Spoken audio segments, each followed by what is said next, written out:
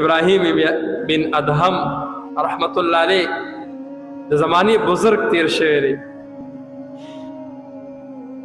او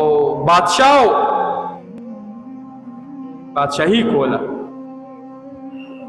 او یو ورځ په پالنګ کې ملاسته پر چھت باندې او د پر چھت باندې د ګرځېدو आवाज یې واورېد نو د आवाज ورکوي سوکې لگا هغه په جواب کې وای زمانه اوخ رک شوی دی دلته اوخ ګور یو ته وی دا د باچا کور دی دا خو چته غیر نه ده دا خو شاړه نه ده دا خو شاهي خاندان دی د بادشاہ کور دی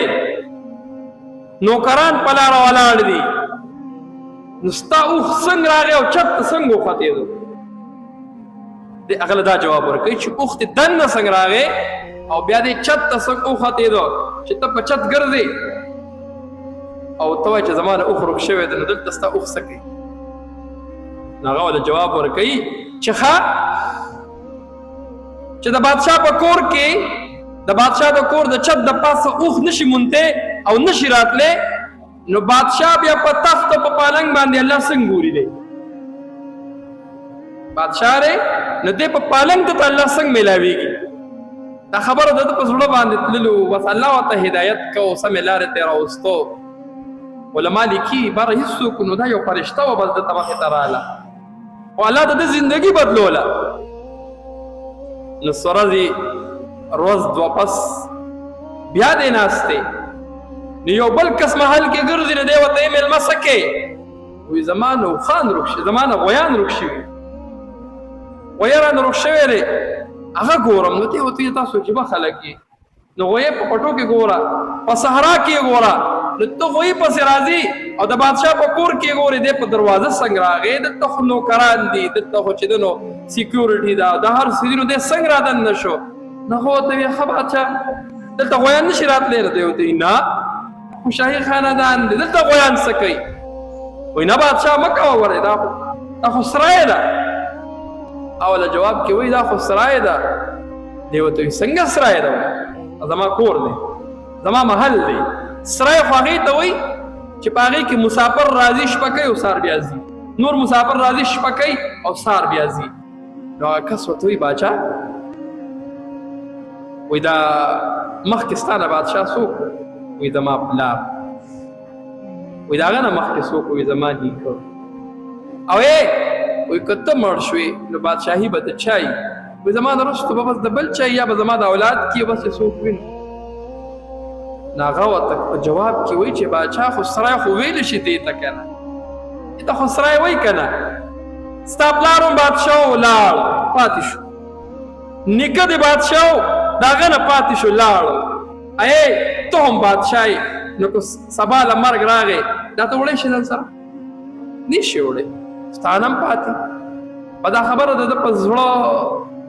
باندې نور وردن نشو روز د پس چې د خپل کمرې ته لاړ خپل پالنګ باندې د وین زده او هغه ودره د لختر اواغستا او هغه وین زیته چې د یو څو غزاره ورکړل تر راځي نو زما پالنګ ته خېلي یعنی مالک نوکر خو خپل سیټ ته نه پریږدي کنه چې دا خو زما سیټ ته زما کورسای رساله پر هغه کورسای لګیدلی ده نو ترازی او زما پالنګ ته خېلي هغه وین څه وته وی چې بادشاہ ولې نو هغه وین دا اولی او خاندلو به او جړل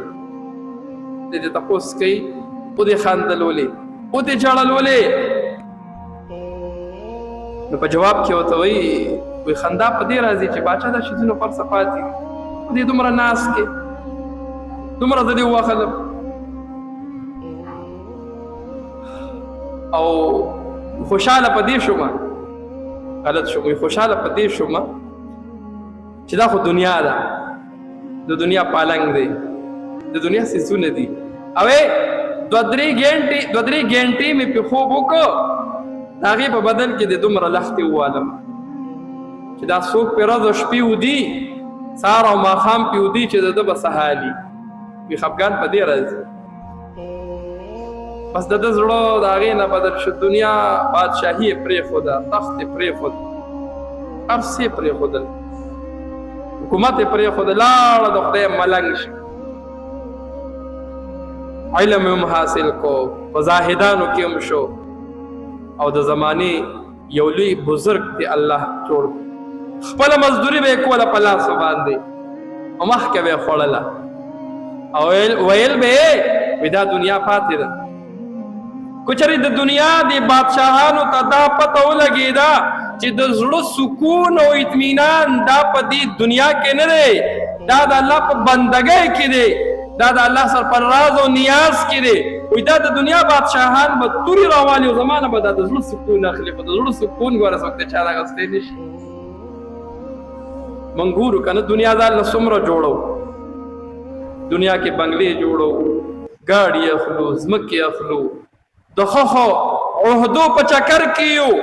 او غواړو ده چې دا عزت کو ماته میلاویږي نو دې کې به وي. الله وایي عزت په دې کې نشته، عزت زما په بندګۍ کې دی. دنیا دې در سره ډېره وي خو پیسه کې، دنیا دې ډېره وي خو پیسه کې چې ستا آخرت جوړ نشي، ستا زړه ته سکون میلاو نشي. نو الله قرآن کې وایي الا بذکر الله تطمئن القلوب. خبردار اے انسانانو، د زړه سکون کو غواړئ د الله په ذکر کې دی، په قرآن کې دی، په ایمان کې دی. نن د دنیا خلک وایي راځئ یو ځای ته محفل ته به راجمع شو، په هغې کې به توری غږو، په هغې کې به باجې وو، په هغې کې به ډولکي وو، او هلته به ګډېږو، هلته به ناست یو، او دې کې موږ څه ورکوو؟ مینه ورکوو، اخلاص ورکوو، سکون ورکوو. راځئ موږ سره په پیرستان کې شرکت وکړئ، دعوتونه دی له ورکوي، د ګناه دعوت ورکوي چې راځئ موږ سره په دې کې شرکت وکړئ. الله وایي دا مجالس او دا ځایونه دا زمانې دي، دا د شیطان دي. که د زړه سکون غواړي، مینه غواړي، خوشحالي غواړي، نو د الله په ذکر کې دی، په تلاوت کې دی، الله ته په متوجه کې دی. د الله نه وغواړه، سکون به درته دې کې میلاویږي، سکون په ډمخانو کې نه میلاویږي. موږ د زړه سکون پسې موږ څومره ګرځو، موږ وایي دې کې به سکون وي، که ښکلی کور جوړ کړم دې کې به سکون وي، که ښکلی ګاډی والم په دې کې به ماته زړه خوشحاله شي، او که چېرې دا وکړم زما زړه به په دې کې خوشحاله شي، ماته به آرام میلو شي. الان کې د الله فیصله ده، نو دنیا خو الله پیدا کړې ده چې د الله فیصله ده